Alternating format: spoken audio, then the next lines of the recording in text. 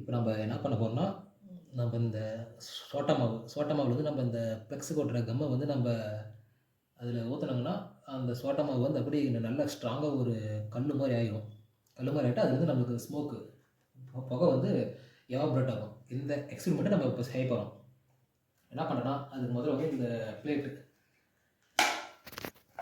எடுத்து நம்ம வச்சுட்டோங்க. ஓகே. இப்போ இந்த ஸ்பூன்ல வந்து சோட்டா மாவு எடுத்து நம்ம அந்த பிளேட்டு மேல போட்டுக்கலாம்.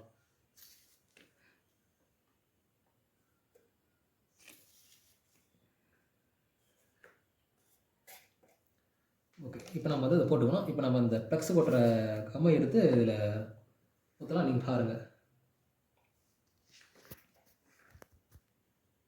ஆனா எங்க பக்கம் இந்த கேமரா பண்ற ஆள் தான் கொஞ்சம் சரியில்ல.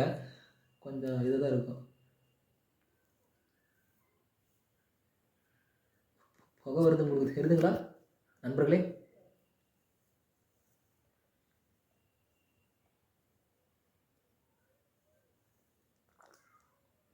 ஐயோ சாமி! கைய வச்சா கையே நமக்கு உருகிட மாட்டேங்குது. இந்த புகை வேற என் கண்ணுல போயிடுச்சு. கண்ணு எரியுது.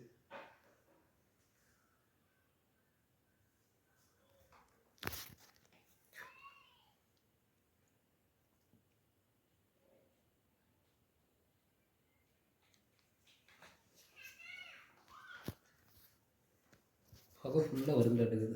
புகை வேற மூக்குல போயிடுச்சு. ரொம்ப என் கேமராமேன் பக்கமே காட்ட மாட்டேங்கிறாரு.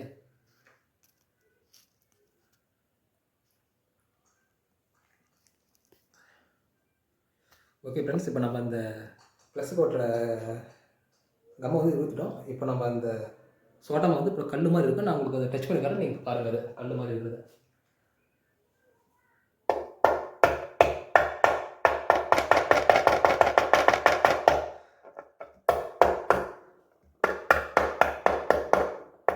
ரொம்ப ஹார்டாக இருக்குது. இதை வச்சு நம்ம வீடியோ கூட கட்டிடலாம் மாதிரி இருக்குது. நம்ம இந்த சோடா மாவு ஆட் பண்ணி பார்ப்போம்.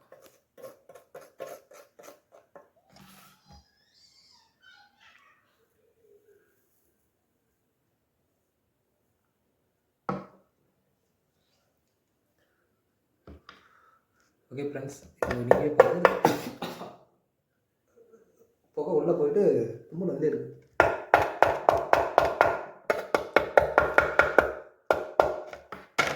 ஓகே ஃப்ரெண்ட்ஸ், நம்ம செஞ்ச எக்ஸ்பெரிமெண்ட்டு கரெக்டாக வந்துருச்சு. இந்த வீடியோ பிடிச்சிருந்தா லைக் பண்ணுங்கள், ஷேர் பண்ணுங்கள், முக்கியமாக சப்ஸ்கிரைப் பண்ணுங்கள். நம்ம இதை எடுத்து பிளேடில் கட் பண்ணுறோம், அதுலேயும் கட் பண்ண முடியல.